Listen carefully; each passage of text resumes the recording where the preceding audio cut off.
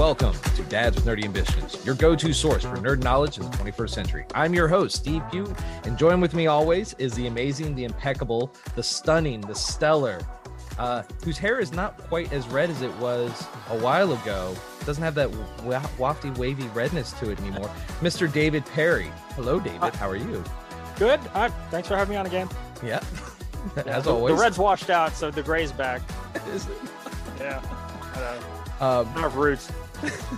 And joining us tonight from the D&D side of the podcast, the International Tavern of Players, coming to you from the wonderful UK, is Miss Nix. Nix, how are you doing today?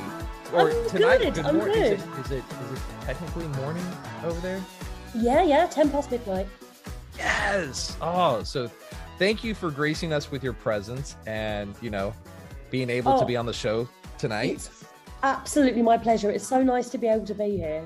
Yeah, no, you get to be on this side where we just basically do the same things we do during the D&D, except we're not rolling dice and making bad decisions, setting barns we on could fire. roll dice and make bad decisions anyway. We could to totally be do fair, that. sometimes I just do that in life. Like if I can't decide on something, I will roll a d20. You know what's make funny? A bad decision. You know what's so funny about that? All right. The guys at the post office that I work at, right? They're starting to use D&D like lingo when we're talking. And I was talking to one of the people and I was explaining something. And one of the guys comes up to me, he goes, roll a D20 for deception. And I look over and I'm like, I'm sorry, is that D&D talk? And he goes, ooh, critical fail. I'm like, what is going on? This is allowed? I was so excited. I was confused, excited, mortified. It was so many emotions at one time. Actually, before I continue this little tangent, I promised my wife I would do this. And I know you guys are going to get a laugh at this. So I have to tell this story before I ask you guys any more questions. My wife saw something nerdy before I ever did. And was aware of its existence before I was. We're sitting there, we're getting ready to watch It Part 2 because apparently I've never seen it, and so we're watching horror movies because it's Halloween, Halloween time frame. Oh, you're such a whoosh, Nix. You're allowed to speak, but so on this side you can speak. You don't have to make faces. You can actually talk. No, hate horror movies. Can't do it. Oh, it's not bad. It was all right. It was more, I chuckled more than anything in it. Gore is fine. Jump scares I can't do. It wasn't really that jump scary. But so we're sitting there getting ready to watch it. And she looks over at me and she goes, hey, so what'd you think of the new Batman trailer? And I go, I'm sorry, what? And she goes, yeah, there's a new Batman trailer.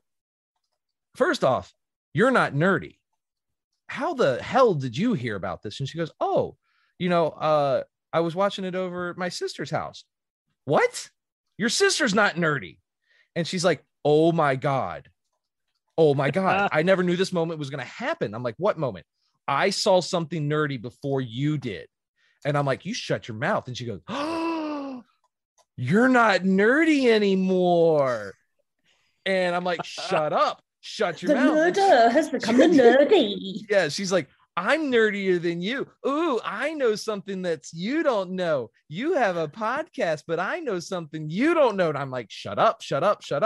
Let me see the damn trailer. And we did. We watched it, and it's so good. I've got to say, I am thoroughly excited to see Robert Pattinson as Batman. Everybody that's in it is it Colin Farrell is playing the Penguin, I believe. It looks good. It looks really good. Is this a terrible time to tell you I hate Batman? No, it's okay. Totally, it's cool. I'm not a DC guy. Batman. I'm not a DC guy. He is just one. All he does is whine. My parents are dead. Boo-hoo. The only person who can tell me what to do is someone I hire. So really, I can do what I want. Boo-hoo. I've got so much money. I've got no superpowers. I just moan. You should definitely see the trailer for this one because it's more like I'm angry Batman. And Do you not think there's something sus with the fact that he picks up Robin sort of as an 18-year-old young man, dresses him in lycra, and teaches him to fight with other men? Like, I feel like I think there's something dodgy there. Like, oh, I've got this young boy. What I'm going to do is put him in skin-tight lycra and get him to wrestle other men. And thank you, Nix, for coming on the show tonight. This has been a great episode having you. No. Oh my God. Or my beef with Batman, and to an extent Iron Man, is that if you have that much money, right? If you have the money that you can build all of the gadgets that Batman has, if you really wanted to fight crime, you would just fund social programs. You would make it so everybody in Gotham has food and shelter and healthcare. It's just Maslow's hierarchy of needs. Yes. I'm not going to argue that, because I have absolutely agreed and made that same debate, which is funny. However, that being said, the trailer does look really good. Robert Pattinson definitely looks like a very angry Batman. Like, I did love Lego Batman. Lego Batman was epic. Was epic. I actually have that. So I have a playlist of songs that I play to annoy my wife. Quite literally, the list is called Songs to Annoy My Wife. And that song is on there, and me and my son will sing it with it, and we'll get the Batman, and, just to do it with her, and we'll get it loud and obnoxious as possible. Yeah, I'm a child. I know it, and I've accepted these terms and conditions. But yeah, she wanted to make sure you guys knew that she saw something nerdy before I did. Well, that just means that she's nerdier than you. Do we need a spin-off podcast, Mums with Nerdy Ambitions? Wouldn't that be just Mana? Because mine's DNA, that's how I came up with the name. I was trying to find a Mana. Yes. Yeah, there's another earworm to annoy your wife. That is.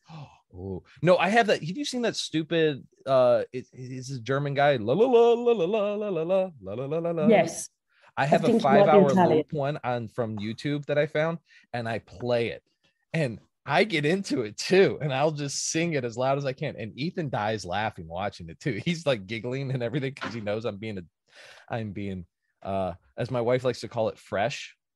So, but I watched Dune, by the way. David, have you seen it? I haven't. I was out of town when it came out, and my wife and I just haven't had an opportunity to sit down for 3 hours and watch it on the big screen. Have you read the book? A long time ago. You might actually. Okay, so let me say this, because I want to do an episode on it. The movie, I would give it a 7 out of 10. I thought the details, the emphasis on water, the just like how everything looked, the cinematography was spectacular. The storytelling, it definitely picked out pieces from the book. My problem is this should have been a 3-parter movie, not a 2-parter. They very much glaze over, very, very lightly touch and leave out a significant amount of stuff in the first one. And then, yes, you can always make that argument. The book is always better than the movie, but there's just stuff, and I don't want to ruin it because I want you to see it, and then we'll have a good debate on it. Nix, are you a Dune fan? I don't know it, but I'm very, very keen to see it. Okay, cool. Maybe we'll bring you on too to do it. Well, we'll see. I think Pete's quite a big Dune fan, but my colleague is. So I don't think I've ever talked about what I do, but I'm a secondary school teacher, and I teach media studies and graphic design and filmmaking and stuff like that. And so my colleague, who does a lot of filmmaking, he has just been, raving about Dune, and all of the, information he's found in advance, and he's gone to see it. I'm very, very keen. Oh, interesting. The costume design looks phenomenal. Oh, it's the visually phenomenal.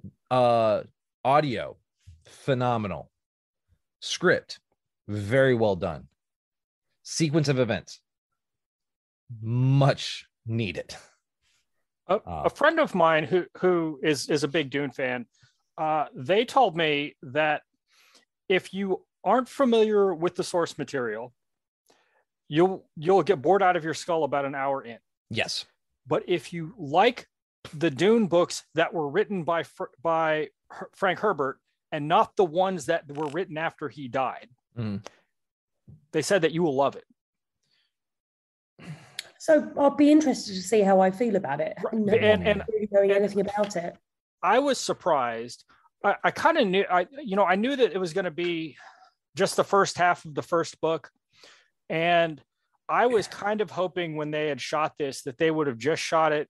They would have shot the entire movie Lord of the Rings style, instead of waiting to see how this one did, to see if they get enough money to make a second or a third part. And just bite off the whole project, and just because otherwise, if they didn't, if this first part didn't do well, or didn't do as well as they thought, and they ended up not making the rest of the movie, it would end up being like the Battle Angel Alita, where it's just kind of like now they're too far out to make a sequel to that. And that's a movie that really deserved a sequel. And it was because it was good. And I think it made enough money. But, I also understand that, I'm spending someone else's money when I say that. Yeah. But it would have been nice if they had just made both of those movies all at once. Yeah. I understand why they did, like there is the potential like they did with Lord of the Rings, but there's also that fear of what if we're not like Lord of the Rings and we just spent a ton of money. But again, we'll save this for a whole nother episode, because there is, I definitely have the intent to do an episode for this. Like I said, 7 out of 10. And as a person who's read Dune multiple times, and I absolutely love the first book, the others I can't stand, like Children of Dune was a dry read for me. But that's a different beast. You, sir, Mr. Perry, have some fun things that you're going to be trying to do. So what's up with you, buddy? All right. Well, the reason I was out of town and couldn't go see Dune was I was at an event, the Mandalorian Mercs Costume Club. They had the last weekend, they had the second event called MercsCon, which is a club-centric event. And part of it is an excuse just to get together and socialize. And part of it was also a business meeting. And so it's a club-centric event. And most of the club officers, including myself, were there. And we had panels, and members came from all over the country. The first time we did it, we had it in Daytona, and this is pre-COVID. So we had a lot of international folks come in, folks from Canada. We had a couple of folks from Australia, a lot of folks from Belgium, the UK, and so on. But this time, because of COVID, we couldn't force majeure our way out of it like we did last year. It was supposed to be last October. But because they were allowing events, they contracts were signed. So we held it, and it was in New Orleans, and I'd never been to New Orleans before. So my wife and I, we went down a couple days early, and we did some of the tourist things that you do when you're in New Orleans, right? I feel like we ate for 7 days straight. We did some tours. We did a bus tour of the city. We bought one of those passes that's like $50 a day, and then you can go to, they have like 30 things on it, right? They have one in London.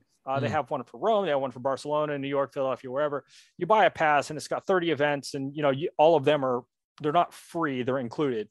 So we went to the World War II Museum, and we did a ghost tour, and we did a cemetery tour. My wife went to a New Orleans School of Cooking demo, and that was good. That was good. Like I said, I'd never been. I feel like I ate my weight in beignets. And one of the things beignet is. It's fried dough that's covered in powdered sugar. It's a heart attack in just delish form. It's sweet dough that's been deep fried and then covered in powdered sugar. And there is no delicate way to eat a beignet.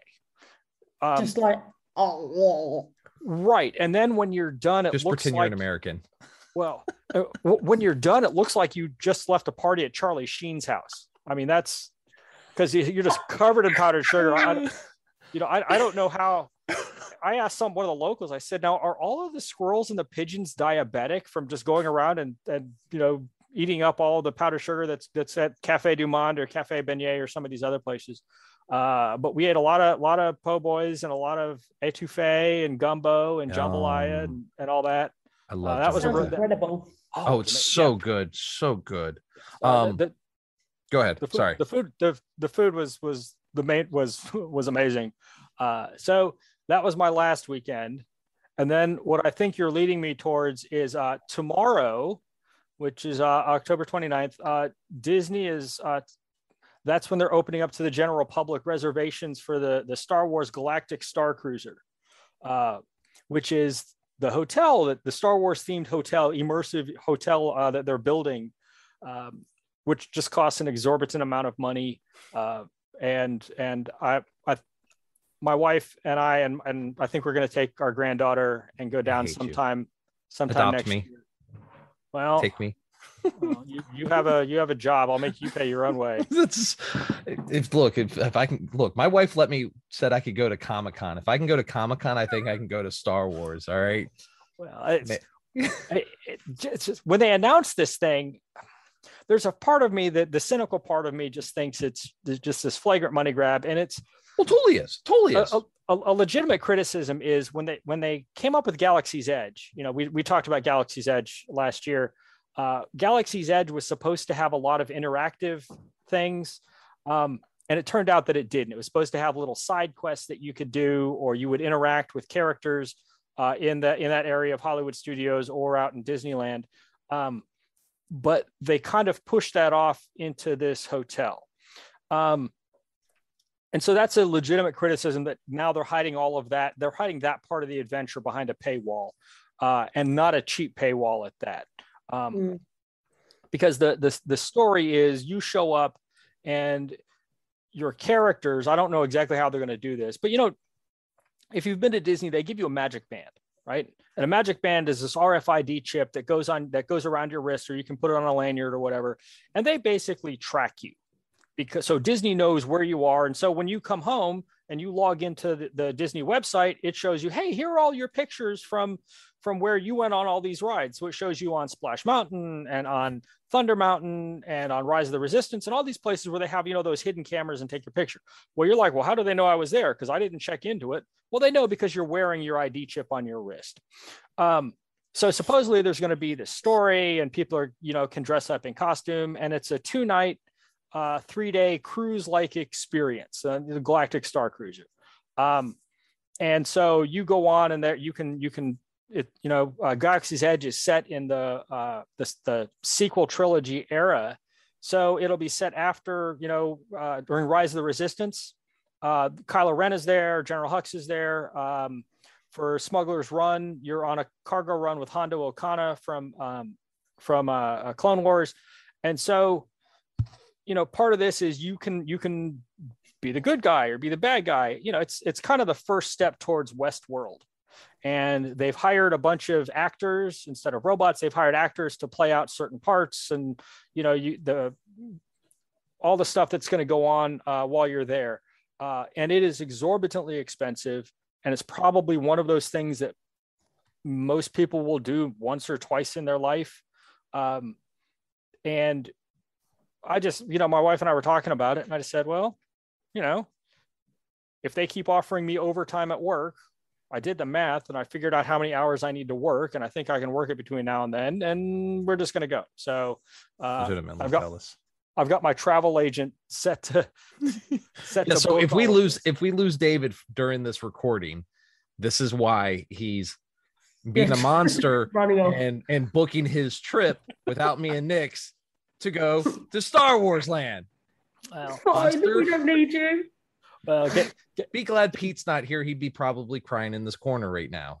Well, I will take lots of pictures, but it's yes, please. If you've looked at or read anything about this, it's one of those things that, other than being either a huge Star Wars fan or having way too much money that you just don't know what to do with it, the value proposition for this, I just don't know how you would justify it, other than just, I really want to do it.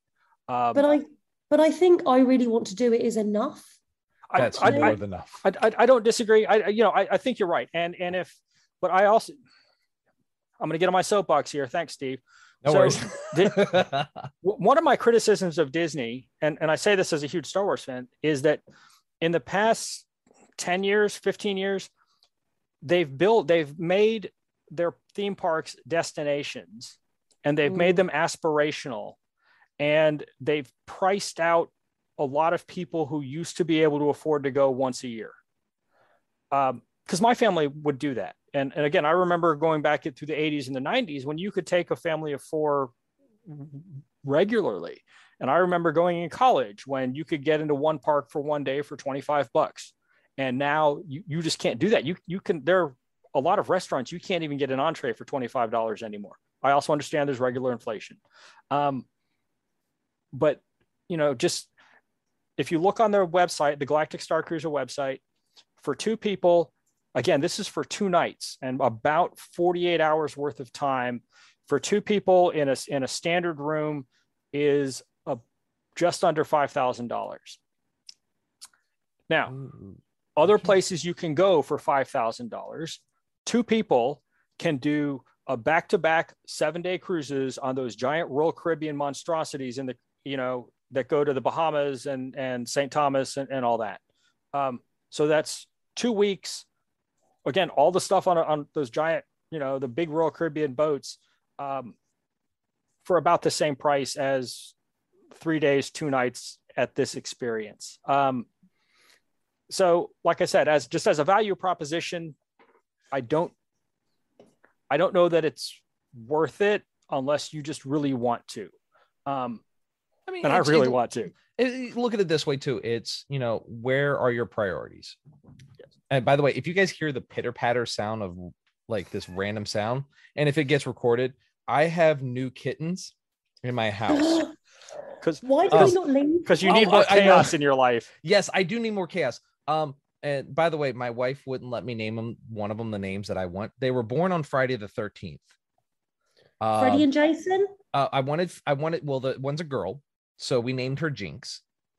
And then I wanted Jason, but we went with Dante from Dante's Inferno. And so we have Dante and Jinx. Thanks. And I wanted Jason, and just because I got the twins to say Kiki mama, Kiki mama, and that's how we were gonna call Jason, like Kiki mama, just to see if he'd come over. But no, it's Dante. So, which is still cool. It's still cool. It's just the fact that I got 2 cats, and we got them in. It's only been a week, but they were born last month on Friday the 13th. So we got Halloween kittens that were born on Friday the 13th. And yeah, and they're orange and black. So my wife wanted to name them Hocus and Pocus. So I was able to get away from that, because yes, it's cute in concept, but like Hocus, come here, Pocus. It didn't know. I just wanted to go kiki mama. I don't get the things that I want all the time. You can still do that. I can, but it's not going to work out as well. It's not into character. But what I was trying to get at is people I have a friend, he is buying customized golf clubs. Those are going to cost a pretty penny. We'll say around anywhere between $1,500 to $2,000 for golf clubs. Right. That's where your priorities. When I played roller derby, my skates were well over £1,000. I don't know how that. Shut up. Oh, really? yeah. I didn't know rollerblades. Was it rollerblades or roller skates? Skates. So the boots themselves. Oh, well, I don't know what the conversion rate is. It's 1 pound is basically $1.30 to $1.50 right now. I don't know. Without getting into politics and saying something about Brexit, I don't know if that's how much that is affected.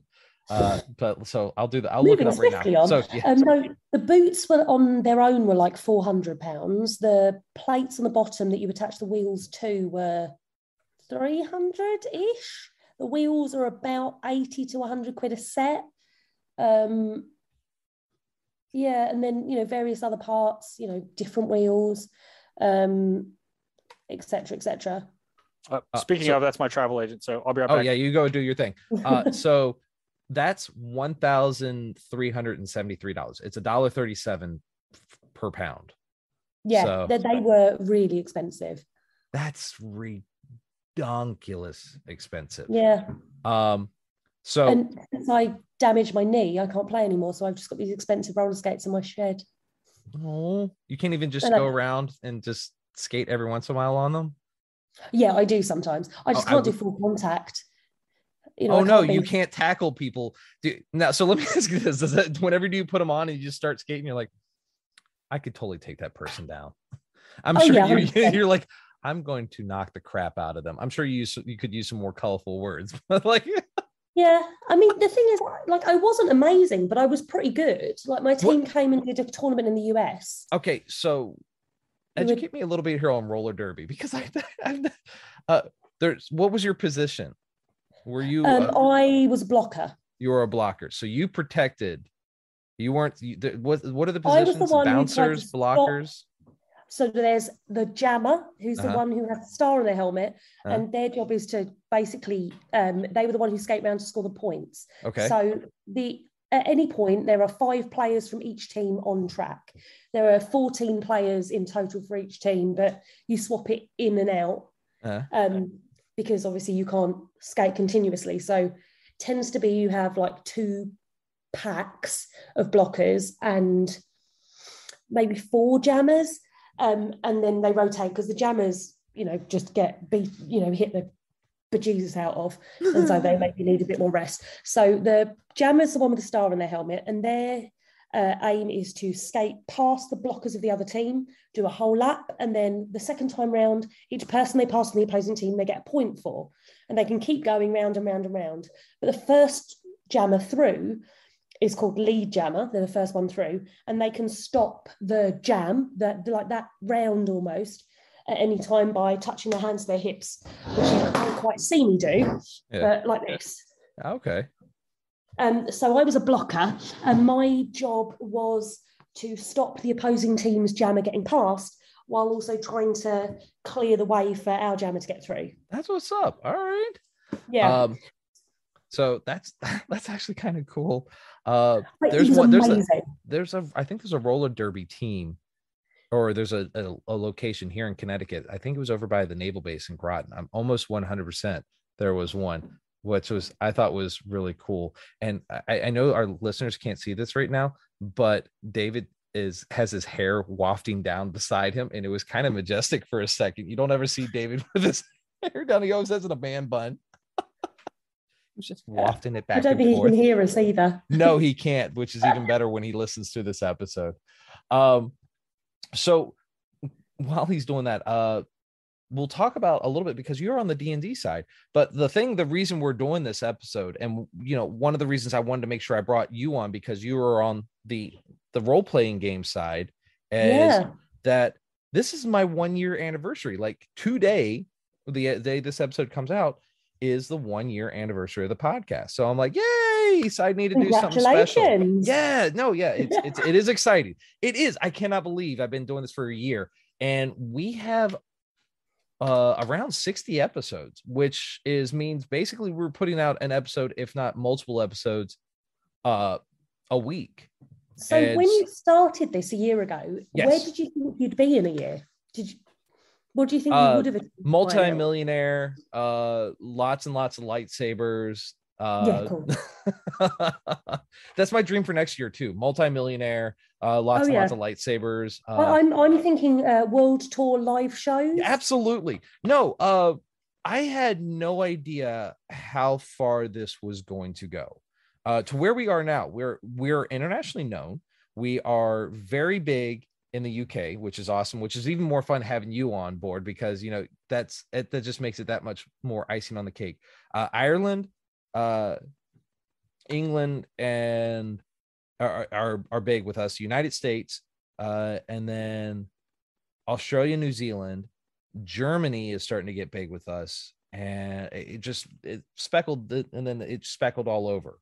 And then there's some people in Norway, and then there's one it's so random. I can't remember where it is. I have to look at it again. It's just like, I had one was it in Saudi Arabia? I think it was. It was like, oh, that's cool. That was random. I like to look and see where the listeners are and everything. So it's kind of, but when I originally started this show, what it is now and what I originally started it as are completely different, which is really neat. Because when I originally started this, I wanted to be in an information show, which I think we still kind of do, but we've narrowed it down a little bit. Where I would just dedicate the entire episode to talking about that specific subject. So I want to redo our D&D episode because I definitely feel like we spent 2 episodes. We spent 3 hours talking about how to play D&D, what brings people into D&D. And they were great episodes, but it felt more like it started off more like as information and answering questions, because we were answering a lot of questions that people had versus making it more of an easy listen, relatable. And that's where I feel like we are now. We're a lot more easy listening. And then next year I'll probably look at this and go, wow, I was an idiot. I totally still hadn't had this right. I made it because I am a dad and I wanted to be like, I have a nerdy kid. So how do I be a parent of a nerd, and how do you talk to somebody if your kid is nerdy, or how do you get them involved if you think this is something you're like? And actually the person that changed that for me is David, because he looked at it in a different light, and he goes, instead of trying to get them into it, or if they're into it, look at it in the light of, if they're in this is what you should be looking at, and this is what the things I would do. And we kind of still cover that a little bit, but it's more of, I think more of now that I just do it like what my life is like as a nerdy dad, and finding out stuff that happens. Like I have guys now that I work with that listen to the podcast and they go, you know what, we want to play D&D. And it's because of the podcast. And that makes it it makes me so happy. And I have people that listen at work who just are like, they like to listen to the regular episodes and get some fun facts. And then they get to hear about my life and see what everything is like. And I don't try to keep anything hidden from people, and see, I'm a parent with 3 kids. So it's definitely an interesting thing. I think having nerdy role models, though, is quite important. And I think that's part of what you're trying to create, or at least your original plan. Yes. The idea of how do I be a parent to a nerdy kid? I mean, I don't have children. I have 2 cats. But I feel like a lot as a teacher, I'm like, I want to be that nerdy kind of person that, kids can go, oh, actually.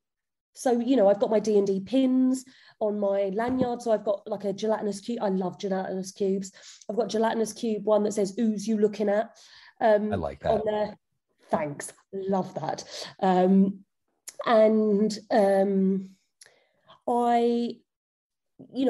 tell the kids I teach about the podcast, and so I played a little bit in one of my lessons, but it's really nice that I've now had kids coming up and going, oh, here's some art I drew of my D&D character, or I GM and I do this, or it's so cool to be able to talk about nerdy stuff with the kids I work with, and it comes sometimes from like kids I wouldn't expect, and that's what makes me think, actually, that's exactly the plan of this. I like, one of my favorite things, the most, and even if I only had 1 listener, I would still do this podcast because I am now that token person. I am, hey, Steve's a nerd. He might know something about this, or hey, I'm interested in this. What can you tell me about? I had like people come to me all the time. Friends and family will come to me and be like, hey, did you see this? What do you think of this? Because they know I'm a nerdy guy. I have become that on a small scale, on a very, very small scale. I am a symbol for nerdism. And I like that because I'm representing nerd culture. And I like being able to represent it in a positive light, because there are stereotypes about what a nerd is. Most of them are very negative. Like, we don't bathe. I'm kind of pulling the neckbeard thing right now just because I'm lazy and haven't shaved in the last couple days. Because I'm getting ready. Have a neckbeard. I'm getting ready to do the no shave November.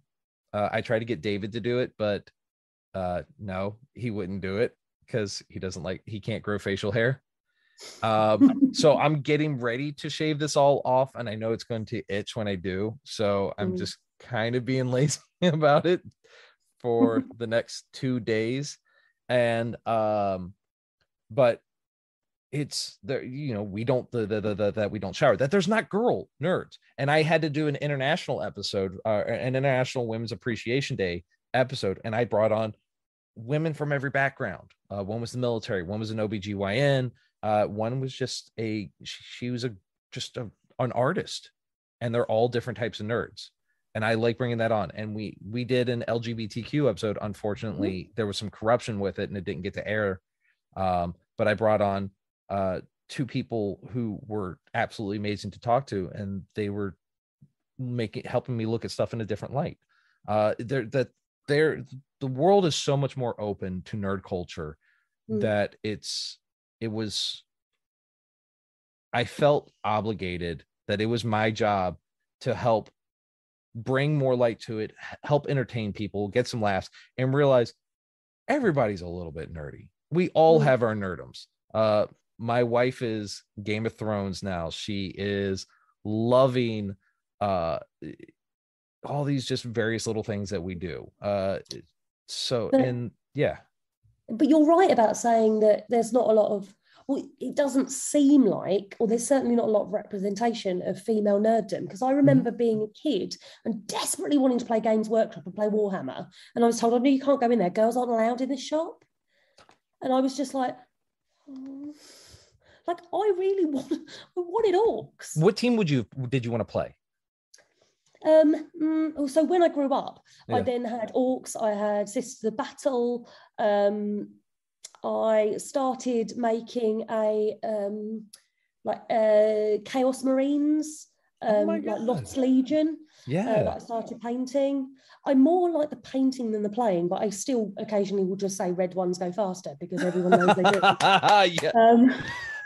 My son, and the same with D&D. Like I started playing with 2-3 female friends, because we all wanted to play D&D, didn't know how to get into it, and felt a bit anxious about joining a group. And so that's how I got into D&D, found that I loved it. And then, when that, unfortunately, we couldn't all play together anymore because 2 of the girls moved to New Zealand, who are listeners. Yeah, they're really cool. So we could, we played occasionally online, but it's not quite the same. They're 12 hours out. And that's what gave me the confidence to go join a group in real life. And again, it was amazing because we had a mix of ages, mix of genders, mix of races. And it was great because it was just felt so inclusive. My wife plays Necrons, by the way. I wanted to mention that she plays Necrons. Okay, if she does Mana, I'm in.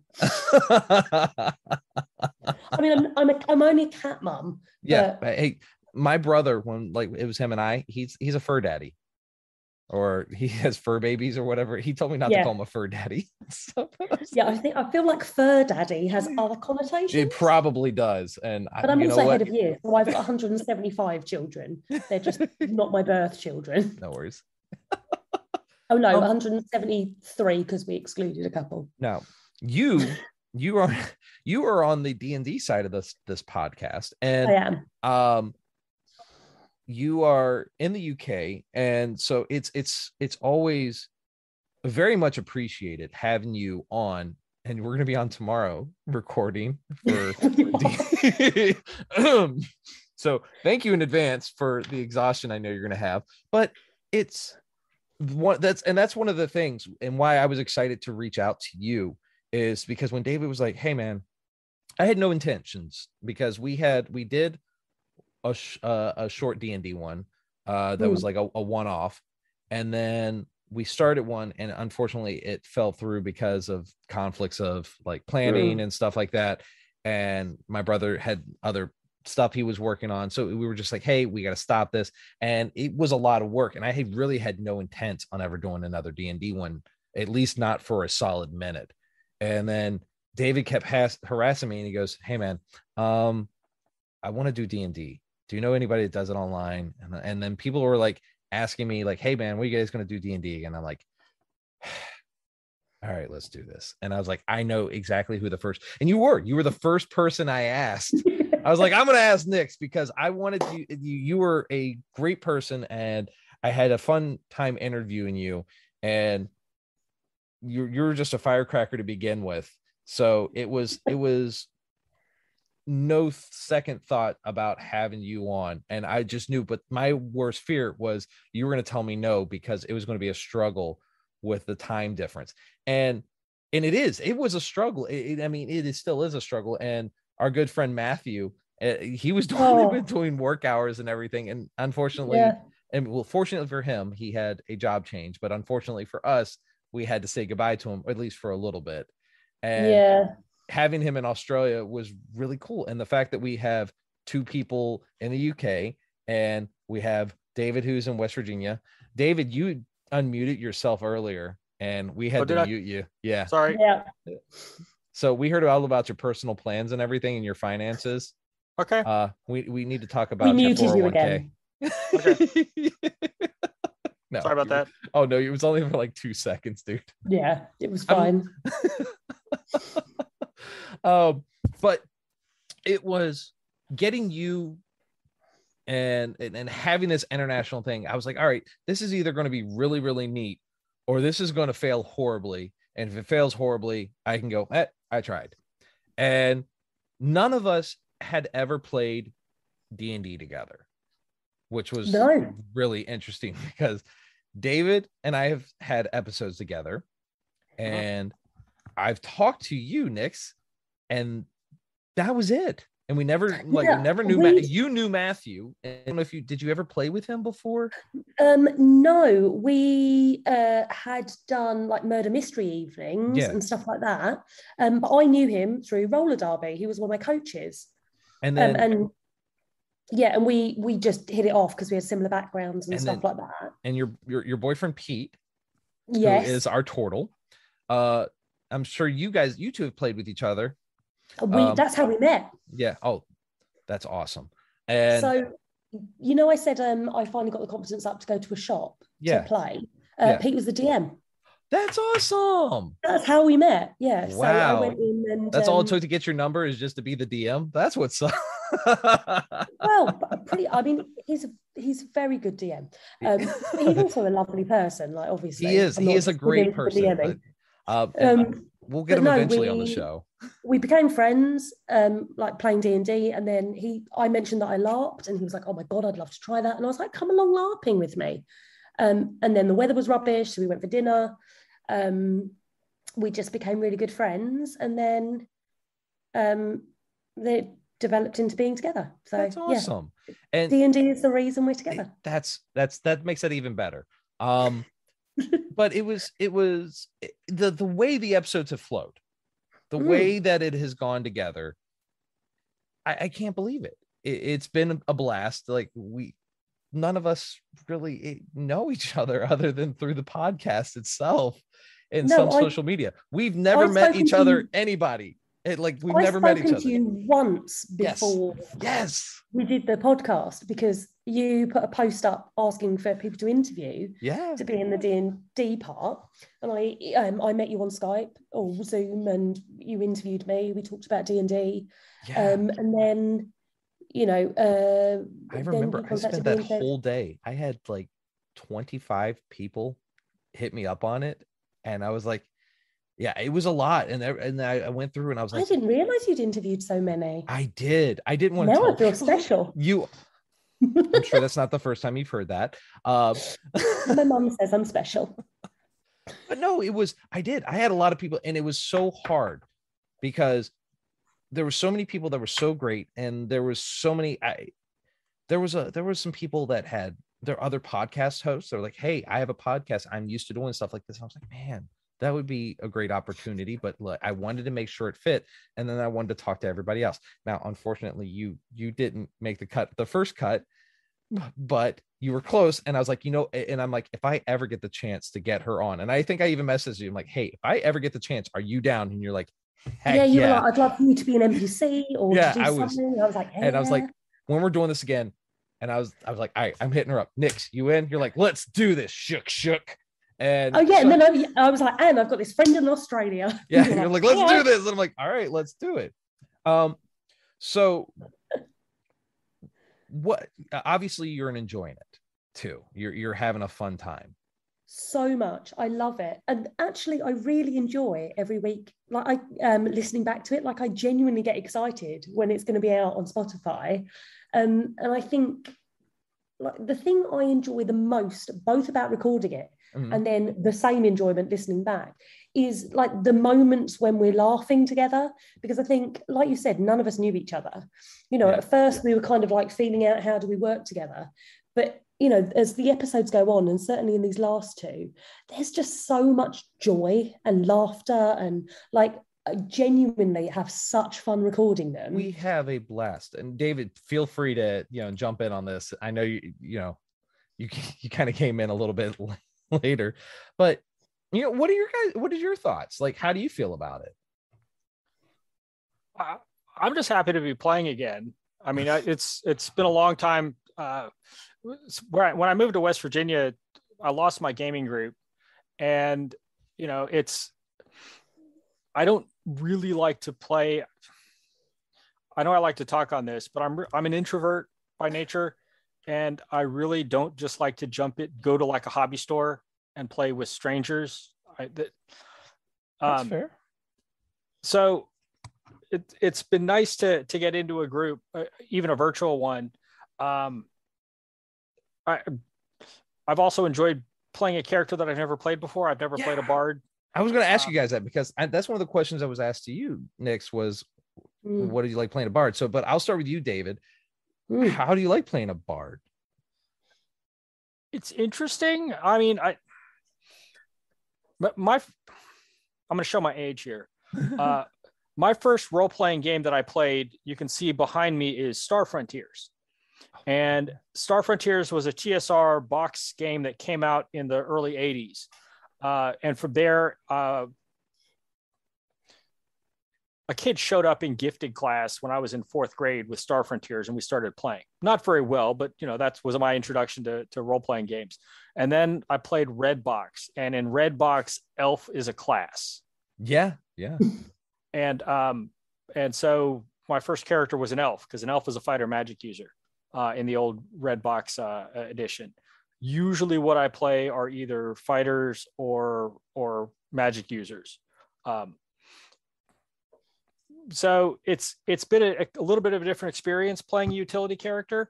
I'm still trying to figure out how to role play a tabaxi, because I don't. You're doing a really hell of a good job of just dragging dead bodies and feeding things and poking things with a stick. It's funny because I play a tabaxi in the long-running campaign that I'm in. I feel like I'm cheating on you a bit by saying I'm in 3 other campaigns as well. No, it's okay. It's called the Polygamorous.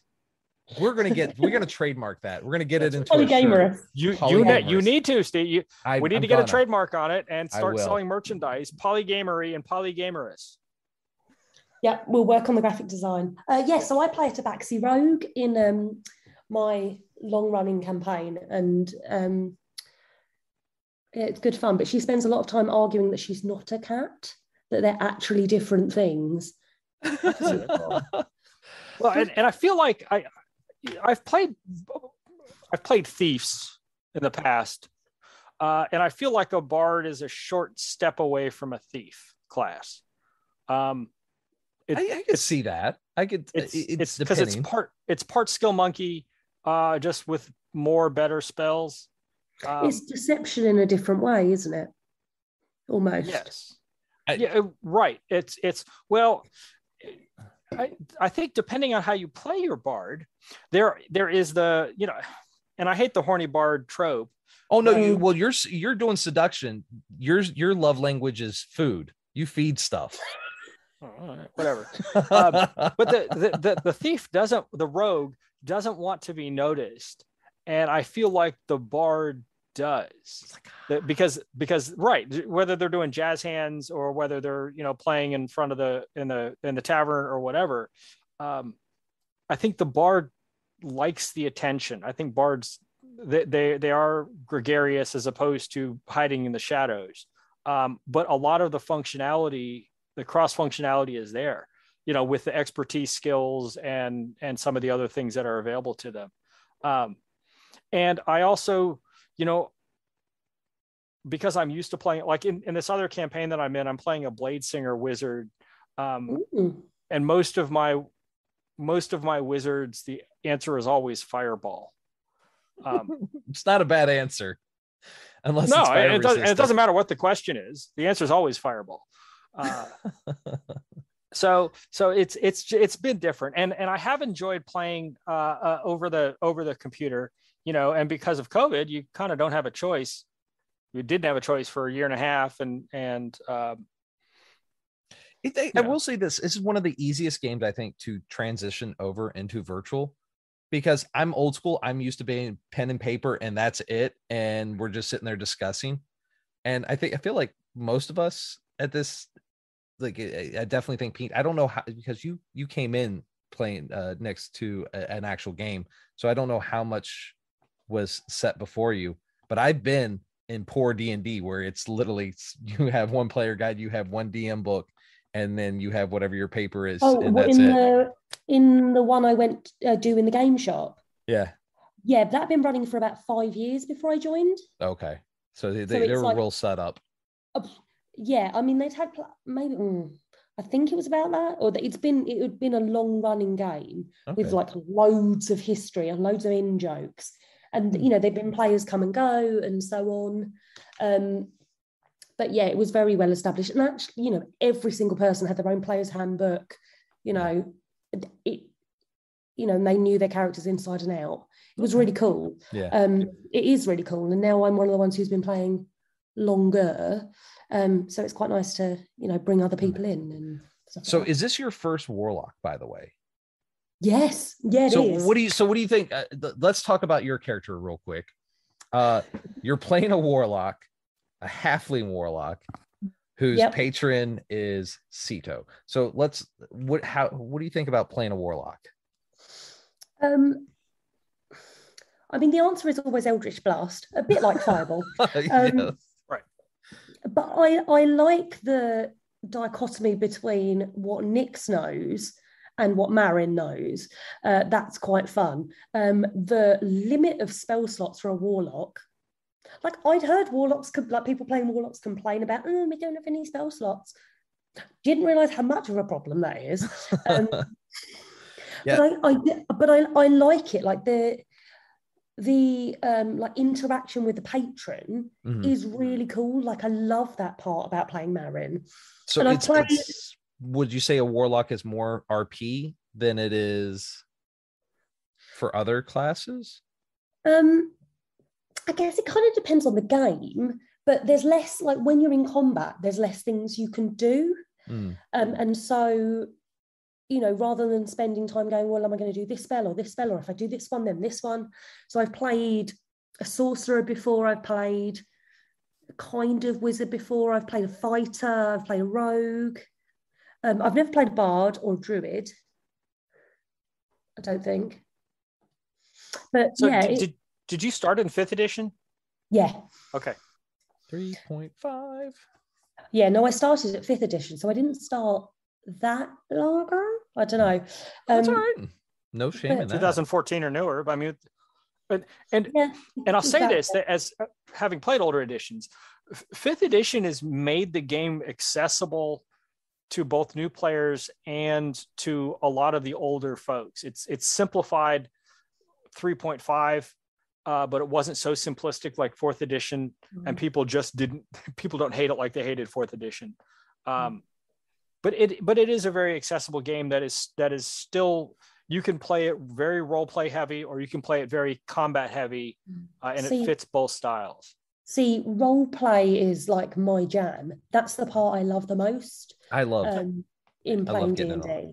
And I like fleshing out the characters. And Marin kind of came from a bit of a trope of all the characters that I play, because there's an ongoing joke with my friends that every character I play is a mum who loves tea. And I'm like, no, they don't. No, they don't. No, I had Atrug. He was a fighter who referred to himself in third person. And they were like, yes, But his whole backstory is that he was cooking a meal, went out to find mushrooms, still hasn't found them 6 months later, and has got embroiled in this adventure. But he still wants to make a nice pie. Is your animal spirit a halfling, like a hobbit or something? Because you base everything around tea and food. I freaking love it. What's wrong with that? Well, I'm not saying there's anything wrong with it, but I think no. But the thing is, I think that is me. Like, I am 100% cup of tea, have some food. Like, that is my family history. That is what my grandmother did. That's what my mum does. If there's a problem, make a cup of tea. Here, have a sandwich. And my grandmother was Spanish, so she was like, eat. Well, no, we've just had lunch. Oh, just a little snack, whole leg of a pig kind of thing. She was great. She is like incredible. I can't wait to come visit you in the UK. I'm totally coming to hang out with you guys. Oh, you should. You absolutely should. But so I thought I'd lean in quite heavily to it on Marin, because everyone says, oh, you always play mums who like tea. I'm like, right, okay, I'm going to play a mum. In fact, not only a mum, a grandma who likes tea. So what were some of your favorite moments with Marin so far? I think the whole broom incident. So, when we open, well, one, the fact that she was confused that the door opened inwards, and she was like, but doors don't open inwards. And obviously she'd forgotten the concept of cupboard. And I think that was the point where she learned not to poke things. So I very much enjoyed that. In episode 6, the whole musical, what's the word? Accompaniment to the mage armor. Did you listen to that yet, David? No, not like that. No, I haven't. So I added, because so you guys were making fun of me when I was talking about how it grew in her hands. And so when I added that like Kenny G music, so when she goes, I touch myself, instantaneously I put in sexy like borderline porno music into the background. And yeah, no, it was absolutely perfect. And I was like, oh yeah, no, I'm getting my revenge. So and the other thing, right back from the beginning of episode 1, was when that helpful man came over to offer us stuff, and I was like, no, go away. Yeah, and then everybody got stuff. Free stuff, and I was like, and that's legitimately had that just happened where you just talked to your patron and they said don't trust anyone. Yes. And I just happened to roll in. I'm like, oh, she's going first, so let's see what happens. You're like, oh, I shouldn't trust anybody. To hell with you. That's fair. But also, she had just come from, she just kind of left home. Like she'd been in the city and met Sito and then got on the boat. Yeah. She's fresh out the farm.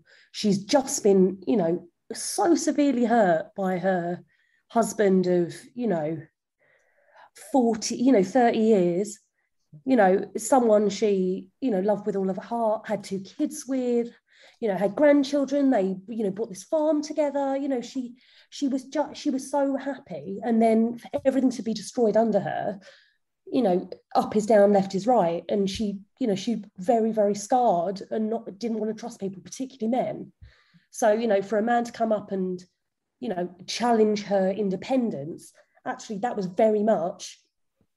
I think you did a good job with it. I think you have done, and all of you guys have done very good with your role playing of your characters. I very much enjoy it. David's like, hey, you know what? I'm a cat. I'm gonna poke stuff. I'm gonna tempt the fates. This is what I do. This is meta for me. You, on the other hand, are like, no, I'm not gonna play that game. And then Pete's going to be the turtle and like, well, I guess it's time for a drink. But one of my favorite moments with your character, and it was one of my favorite moments to design, was getting your gift from your patron. The skull. It was, and I talked to my boy Bob, and I'm actually going to have him on the podcast too, because I keep talking about him and people are like, who's this Bob? I'm like, don't worry, we're going to get him on. But we talked to him about it, and he's like, how do you think she's going to feel about this? And I went back and forth. I'm like, I don't know, man. Like, I think it would be great to give her the skull of, oh my God, what is the girl's name? Jillian. I wanted to say Jennifer for a second. Jillian. Giving her Jillian's skull. And I'm like, how much of just like a mind blow do you think that's going to be? And he's like, that's risky, man. She may not like that. But I'm like, it'll plot will thicken. The plot will thicken. And he's like, all right, let's just see what happens. And interestingly, I'm still not, me, Nix, and also Marin aren't necessarily convinced that it is Julian's skull. Because there's no proof. And I think she's thinking, no, it can't be, it can't be. No, it can't be. And she's kind of very much in denial about the fact it's Julian's skull and not thinking about it. But that was a fun moment. That was one of my favorites. That was amazing. So as soon as that happened, so Pete wasn't in the podcast at that point, and it was like 3 a.m, 3:30, and I had to fight the urge to wake him up and go, oh my God, it's Julian's skull. And should have done it. You should have. But friends who listen, I just wanted to go, oh my God. And I couldn't tell anyone. It was so stressful. Every conversation with Sito. Yes. I love that Marion clearly has no idea who she's talking to. No, she that was another thing that one of the people asked. I don't know if you've read these questions. How did she survive this long without dying if her instinct is to go in and hang out in a cemetery at night? And it's this blind trust of her patron. She has an undying trust. So let me ask you both these guys, since I have you and we are recording tomorrow for the D&D side, where do you guys think this is going to go? Like, what do you think is going to happen? This is, let's put on your conspiracy theory hats. What are your thoughts? Or what would you like to see, or you think might happen? Okay, so I think that the whole town is either a Raven Queen cult or entirely like a fictional illusion kind of thing. Like it doesn't, it's all a facsimile that doesn't exist. Because there's just too many things that fit together just a little too neatly. So I don't think any of it's what it seems to be. Okay. What about you, David? We've run into townspeople who apparently don't have any memory of things that we can see, right? The whole job board of missing people are like, oh no, we've never seen a tabaxi here. Even there's one that lives in a house right there.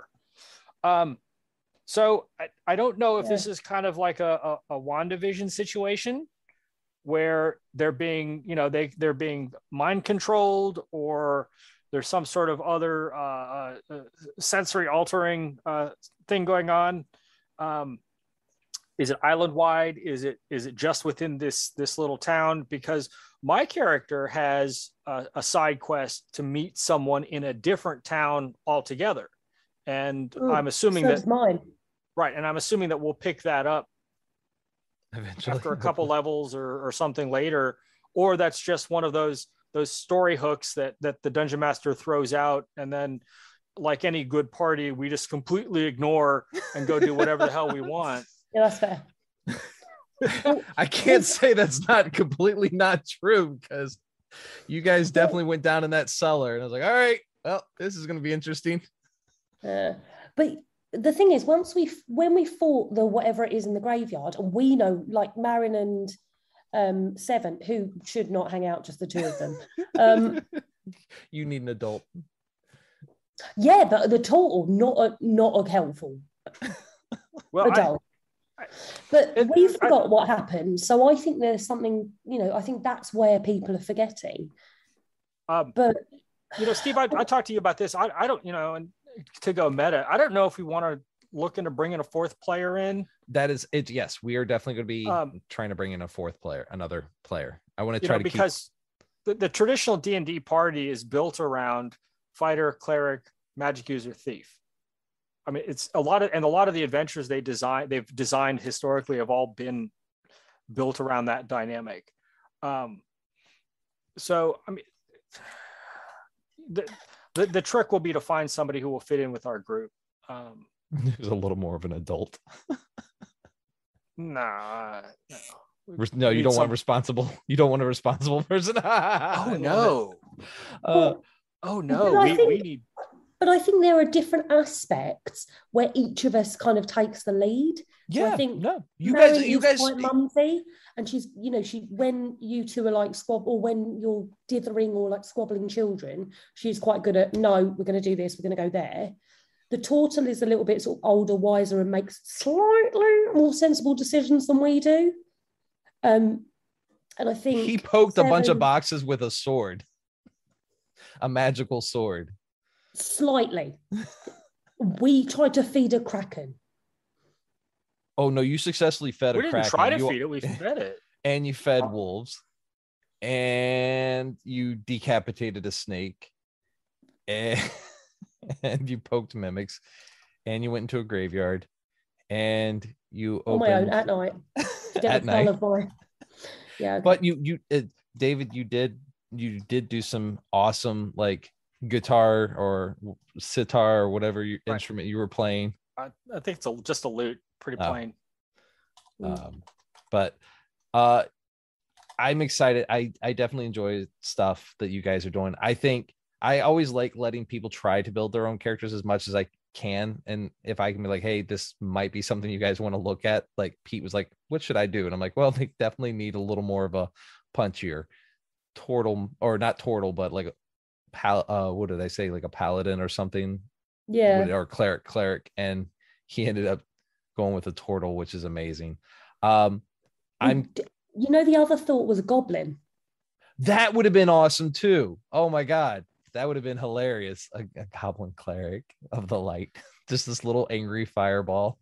I think he's cleric of the forge, isn't he? Oh, he is a cleric of the forge. He is. I should know what my players are. Because the three of us, when we started, we had basically 3 caster classes. You did. Yeah. Yeah. But I also like letting people choose whatever they want as much as possible, because it makes, and you guys have done a really good job of keeping every body alive for the most part. Well, I mean, yeah. My armor class is 15, and I think until the turtle showed up, that was the highest in the party.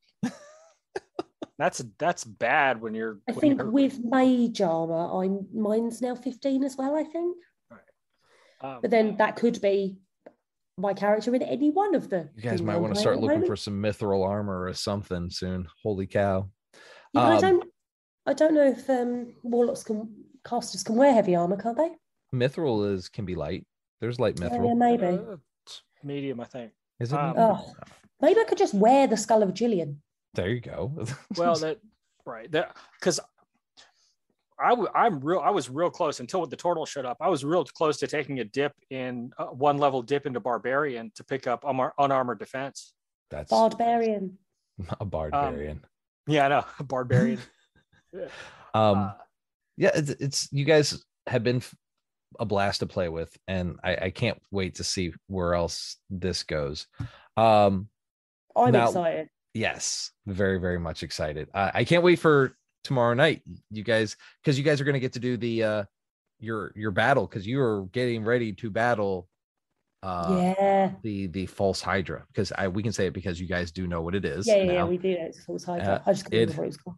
Yes, it is a false hydra, and there's we people got Fleshy. You do have Fleshy, and I've been actually actively looking for a model, and I'm probably just going to end up having to make it a model for this horrific creature that I have deemed in my head what Fleshy looks like, and it's terrifying. It's absolutely terrifying. But I also liked it. We disguised him. That scene in E.T. where they put the flowery hat on him. That's what I keep thinking about. Is it Nemesis from Resident Evil? No, it will almost just put like a dog skull on it. Imagine the arms of like Nemesis is like these. Just think like a beefed out dieseled Frankenstein upper torso, and and then after that it has like a just shrinking spinal cord that is coming out, and then it has like a dog skull. I mean, it's like various colors of necrotic flesh and everything. because I'm just assuming like when Eager Brain was building this, he was just grabbing whatever he could. Right. So, but my question for you, good sir, since because you came going away from the D&D side, going back to the regular podcast, and we'll kind of wrap up here. You've been with the podcast as a guest as my go-to knowledge since the very beginning, pretty much, where you came on for Mando Mercs. Right. And we were talking about The Mandalorian, which has actually almost been a year ago. So, because that came out in December of time frame, I think is when it was. Yeah. So you came on in December. That's about right. So you've been with the podcast for a while as our go-to source for Star Wars and various nerd knowledge. And I loved having you on because you were always like, hey man, do you need me for another episode? What do you guys, do you want to, what are you guys talking about? Like, oh, we're doing this. All right. Well, if you need somebody, I'm here. Come on, David, let's do this, buddy. And when I don't have a life and I have a lot of free time. No, that's okay. That's perfect. Because when it came down to it, and I was like, man, I need another co-host.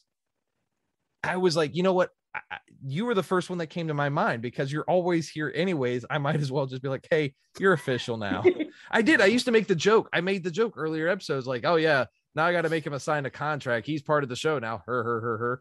And then I was like, son of a gun, I should just make him my co-host. David, you want to do this? You're already here anyways. Do I have to do anything different? Not really. No. Yeah, man. Just exactly the same. But it's mad that it's been a year. It really is. I'm so happy, so very blessed, so very lucky. I've got to do some really cool stuff. We've got to meet some really cool people. The other thing I was actually going to say, the composite effects people incorporated, the people that did my awesome mask. Mm-hmm. They're actually down there in they're out in Baton Rouge. They were right out there. And I didn't think about that when you were down there. Like, oh my God. But yeah, we got to have the people that make the mimics. I got to do an escape room, get the Mandalorian Mercs on. We got to have Sarah, who's down in Florida, on. We got to have Amanda Raymond from 13 Curb Productions on the show talking about WandaVision. We've got to do some really, really cool things and have some really cool moments. So moving forward, I coming into this next year, I think what I want to do, I want to keep doing that.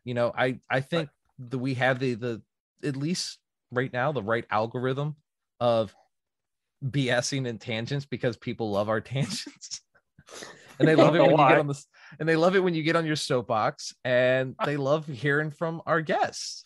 And talking about the things that we are absolutely passionate about and learning about. Especially, I love supporting like small businesses, like doing my first escape room and it being local and knowing that I was able to help out them out a little bit. Priceless. Right. Well, the folks from Unnatural 20 Art, they were fabulous. That's phenomenal. Some folks like that, because I always like to learn about things that, I may not know about or have any exposure to. That kind of thing is very interesting to me. I was looking back. I think I've been on 13 non-D&D episodes with you. And I know some of the time we just like to get on and talk about whatever's going on, because a lot of it has been TV shows, whether it's Falcon the Winter Soldier or Black Widow, or it's been a busy couple years with TV shows though. Basically everything was shut down because of COVID. So it was what's coming out, and it's mostly TV stuff. Right. Yeah. It's Loki, or it's Falcon and Winter Soldier, some of those. There's been some incredible stuff in the last year.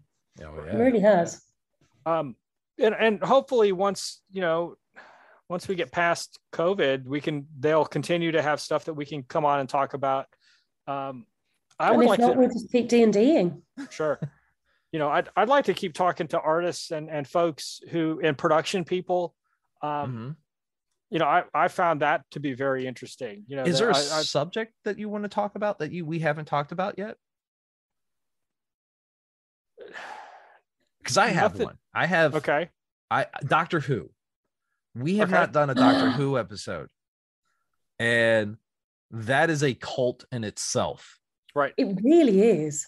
Um, is that a passion of yours, Nix, or do you know somebody that's a passion of? Because you guys are over in the UK where you guys have the police boxes. We don't have those here in the States. We do. And I used to live in Cardiff where the Doctor Who exhibition was as well. And I remember them filming the first episode with Rose Tyler in the high street where I worked in a bar.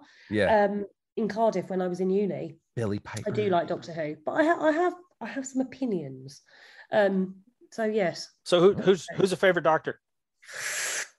Oh, not who's the best. Who's your favorite? Tom Baker or David Tennant? Okay, fair.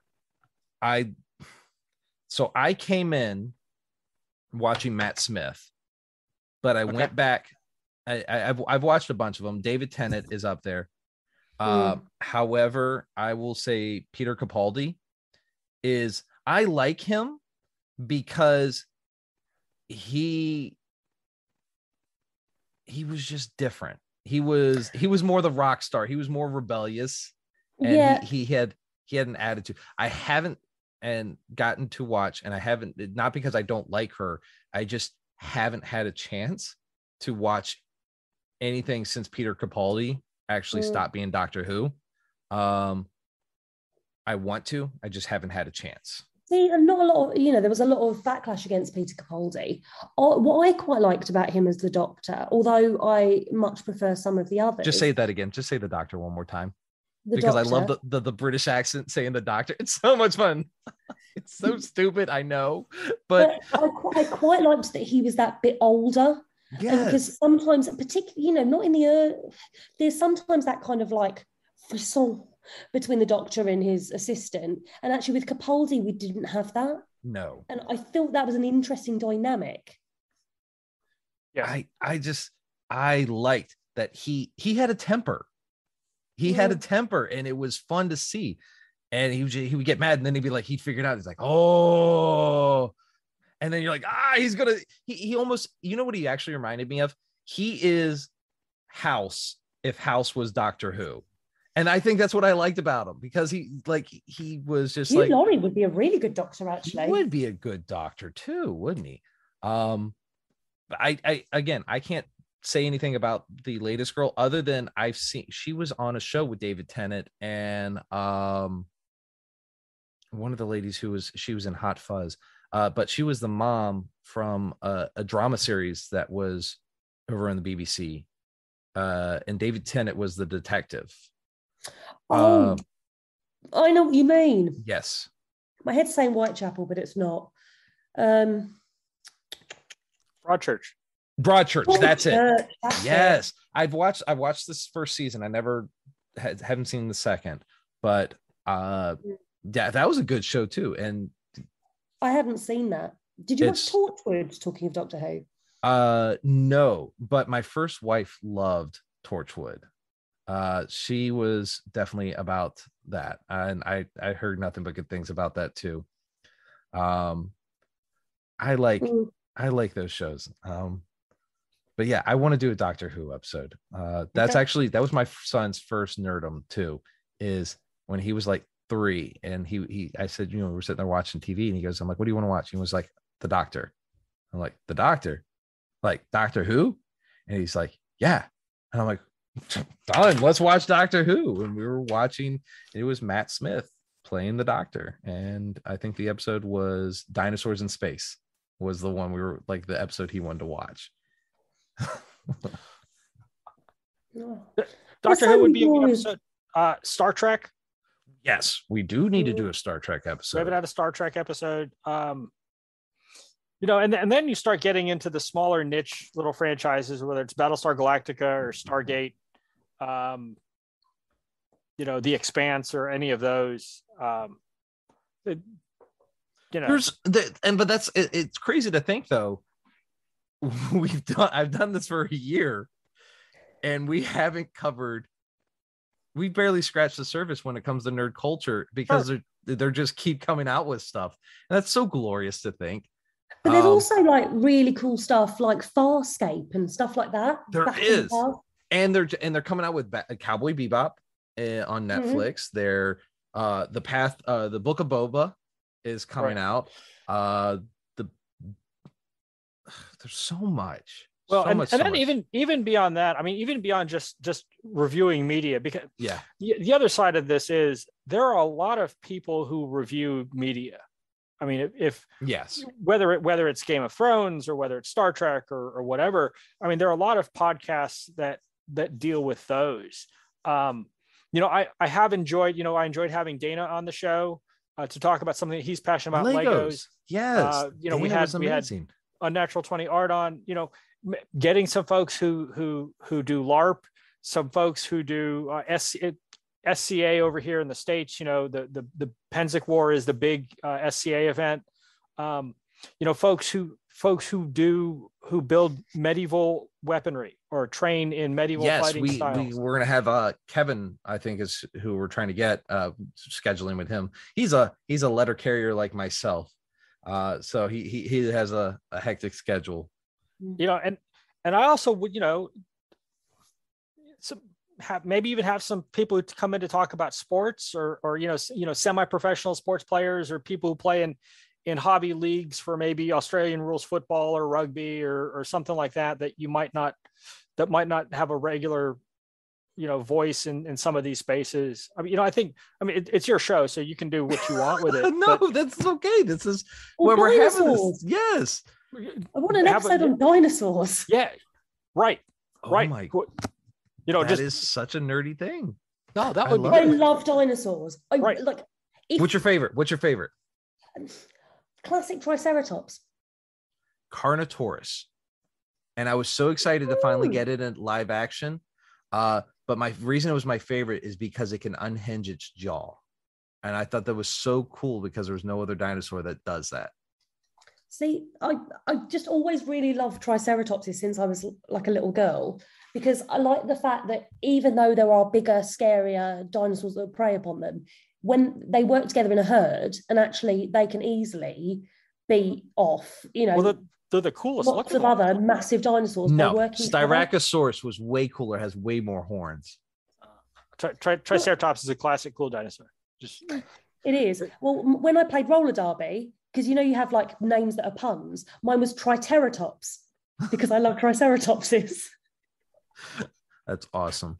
So, yeah. Well, you know, if we was do problematic though, because obviously it was terror for sure. And when we went and did our when we came to play in the tournament in New York, like there was me who was terror. We also had Violet Attack who was attack, and you know we had lots of people with fairly violent names. And you can't just be like terror attack. Bloodlust. Paleontologists? Do you know any paleontologists? Let's get them on. I do. Do I know? They're proctologists. Paleontologists. Oh yeah, no, that's cooler. Do I know some, but it's been a long time since I talked to them. However, I do have Yale, Harvard, UConn, very local to me. They're all in Boston University. Yeah, I should definitely get on that and see if we can't get a paleontologist or two on the show and talk up dinosaurs. Sure. I mean, well, if we do that though, we got to play the song by They May Be Giants. I am a paleontologist. Have you ever heard that one? I am a paleontologist. That's who I am. That's who I am. I'm gonna sing the damn song. It's my podcast. I'll do what I want. Right. Well, but that kind of thing is, I think a lot of people are very interested in that, and that would be something. Yeah. No. Oh my gosh. Yeah. No. I would love to actually get some actual scientists on the show. I actually tried to get one. Unfortunately, an anthropologist on the show to talk about Halloween with us and like the background of it. And unfortunately, she had some like scheduling conflicts and everything, and she couldn't make it in time. She's like, "Yeah, we can do it in November," and I was like, "I was trying to get it for Halloween," but and it piss poor planning and scheduling conflicts. So it happens. I would like to get and I know you've tried. I would like to get Kevin Smith, and I will block off an entire Saturday because Kevin Smith is one of those guys that you ask him one question and then he will talk for an hour. He will just go. And so you'd have to do that. But I would just like just to sit around. That would, to me, be nerd heaven, is just sit around and listen to Kevin Smith tell stories for an afternoon. But what I love about nerddom is like there's so many different like areas. Like, so mine are D&D, dinosaurs, but also expressionist physical theatre, which I'm absolutely passionate about since I was in uni. And I love all of the kind of like, massive theatre nerd. No, that's okay. That's great. So I love the work of like Tanztheater Wuppertal in Germany, working with Pina Bausch, and all the kind of like like physical representations of internal mental landscape and movement, and the use of like tactile like water or mud, or all of that. It's just incredible. Like, if I could just do one thing with my life, it would be that. That sounds like Sorry, I've gone off on a bit of a that's why this podcast is Nerd Culture and Pop Culture of the 21st Century. This is the things that we get geeky and nerdy about and why we love them so. I also need to get somebody on because I have a good friend who is all about the HeroClix, and he does a lot of good community stuff for this. It's a basic, really intricate superheroes, supers turn dial game, and absolute blast. And he's done a lot of really good stuff with it. I need to get him. There's so many people I need to get on, and that the pandemic was a burden, but it was it was a blessing and a curse in the same time, because we got to do a lot of stuff, but there's a lot of stuff that I haven't gotten to do yet. And, hashtag goals. And now having like you guys over in the UK and all that, because that's like the other, in my mind, when I think of like nerdy heaven, I think of like the UK, because I think you got all the medieval, like that's where all our medieval stereotypes are from. And Warhammer 40K is over there, Games Workshop is over there, so I got my Lord of the Rings, Middle Earth, and all that stuff. And then I got my family in New Zealand, and they literally, no, he doesn't live on the island anymore. I think Middle Earth locations, Hobbit Town. I think it's in Oh, I've been. You've been. My first wife has been, and actually Ethan, she was pregnant with Ethan.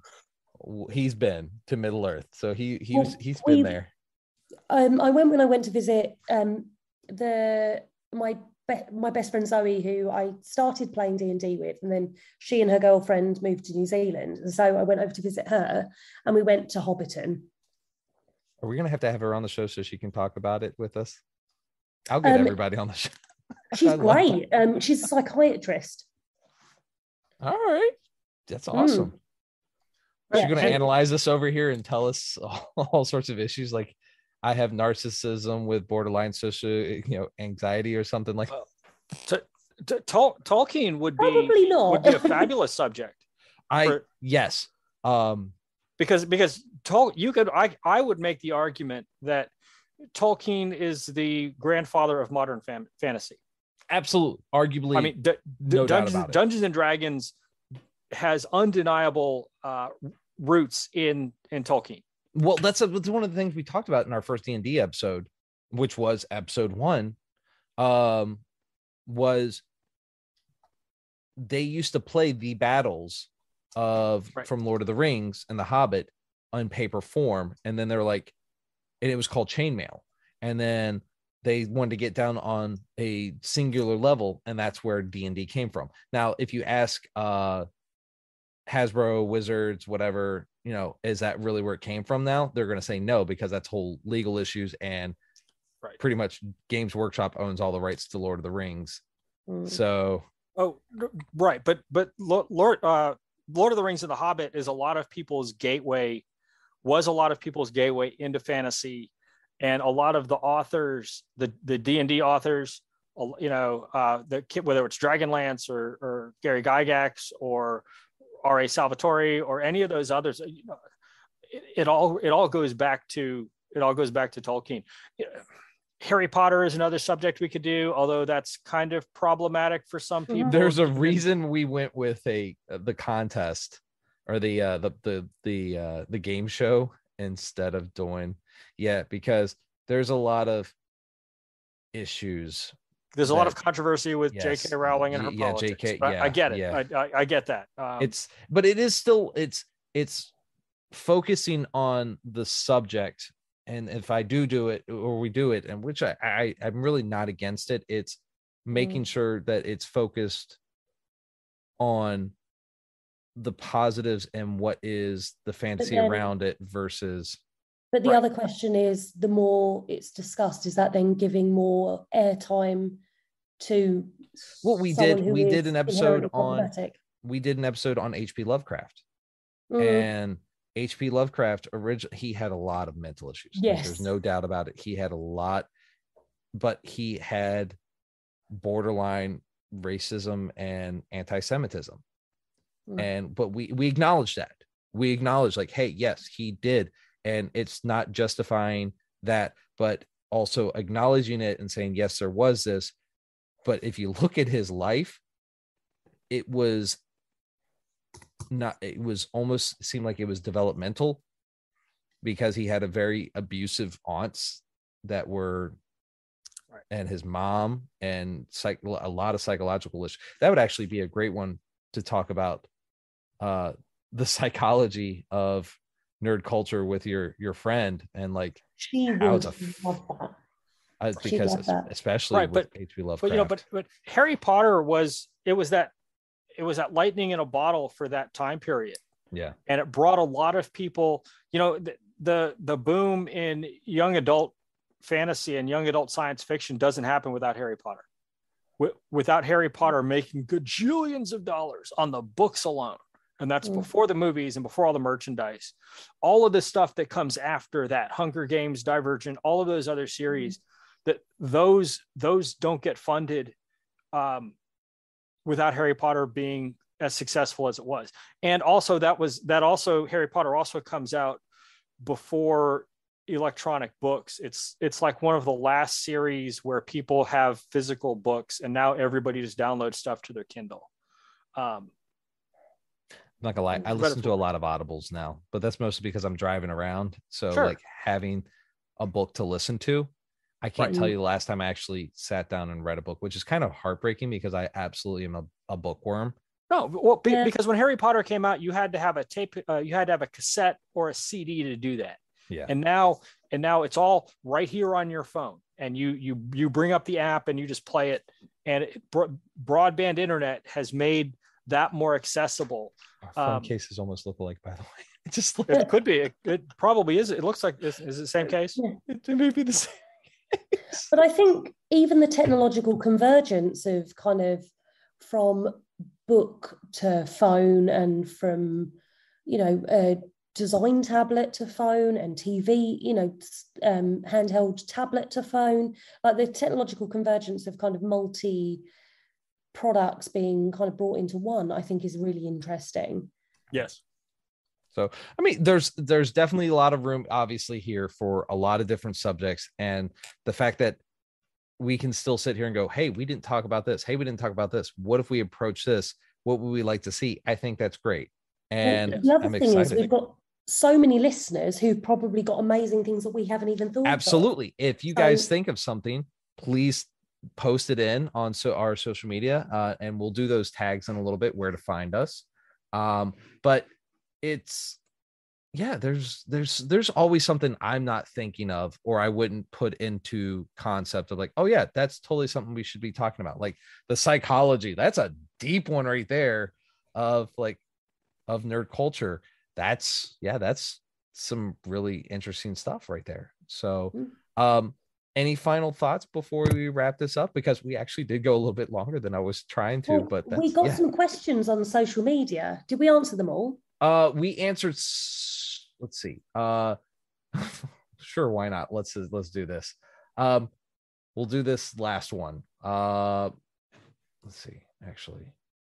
Let's go with this one. This is one of the last questions we got was, if your character in D&D were a Pokemon, which one would it be and why? Steph Josephine, I hope you you enjoy this one right here. As your DM, I don't think I get a choice, but I guess if I had to pick one, I'm Mewtwo because I'm manipulating everything.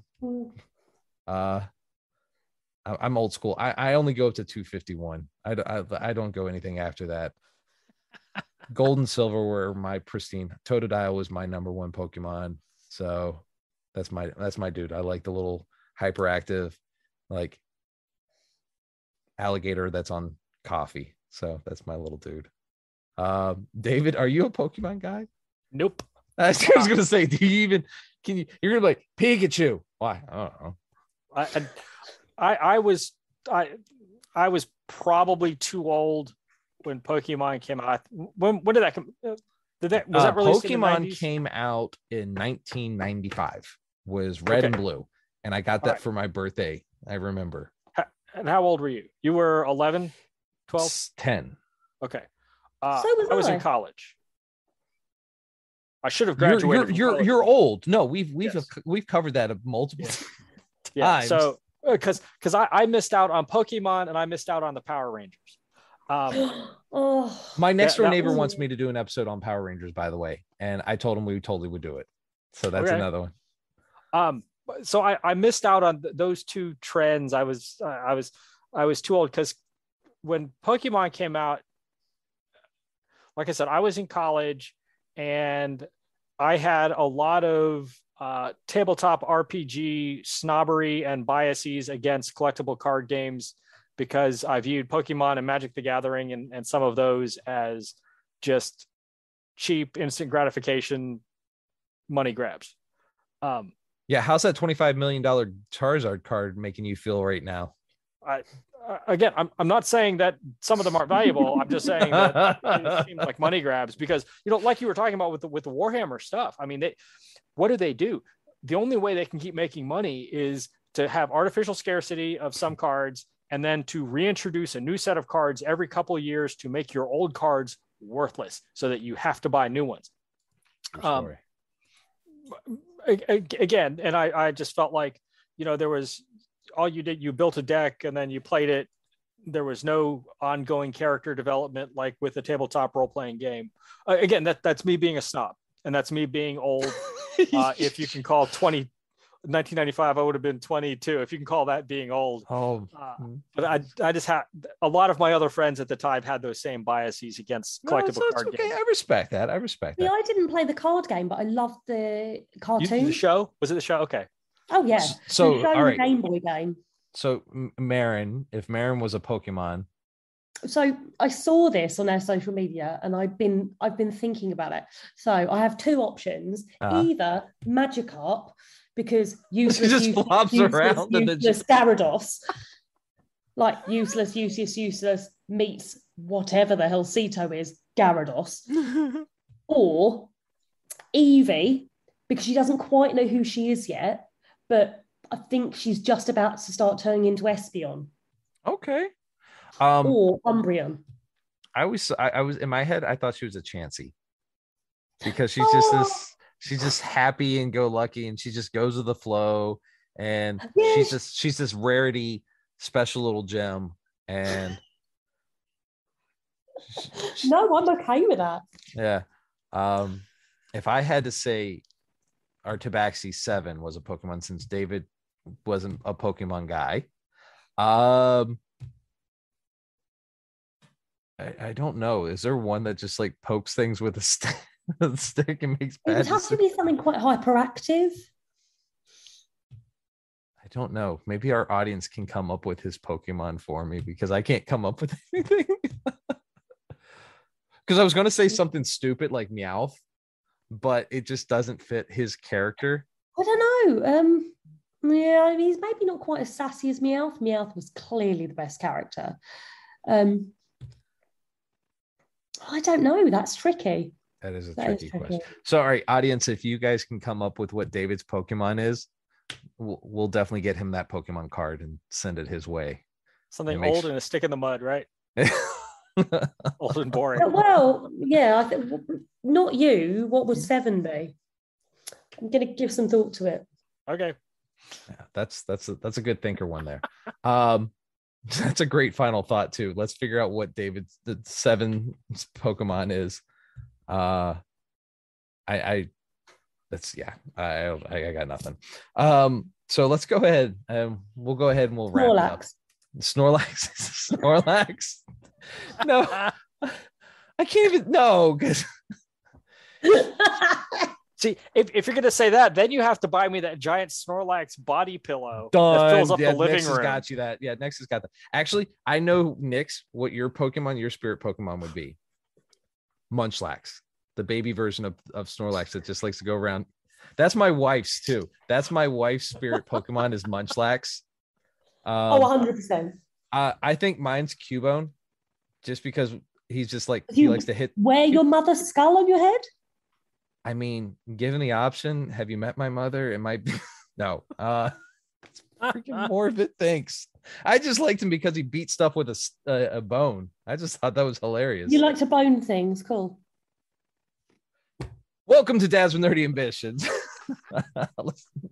All right. What would my spirit Pokemon be based on what you guys know of me?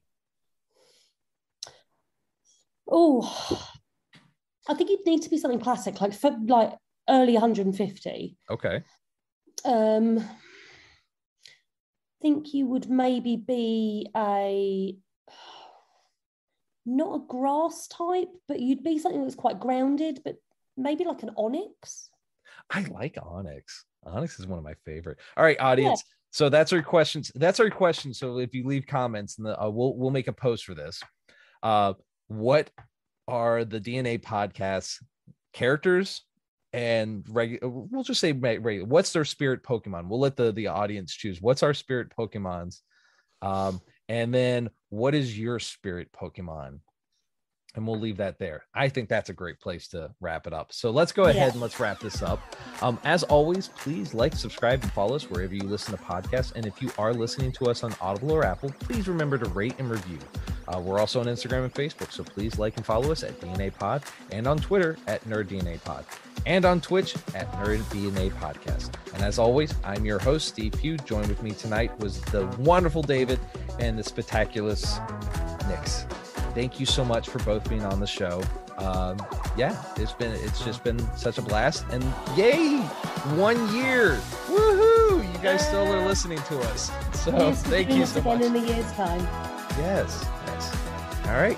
Well, thank you, and good night.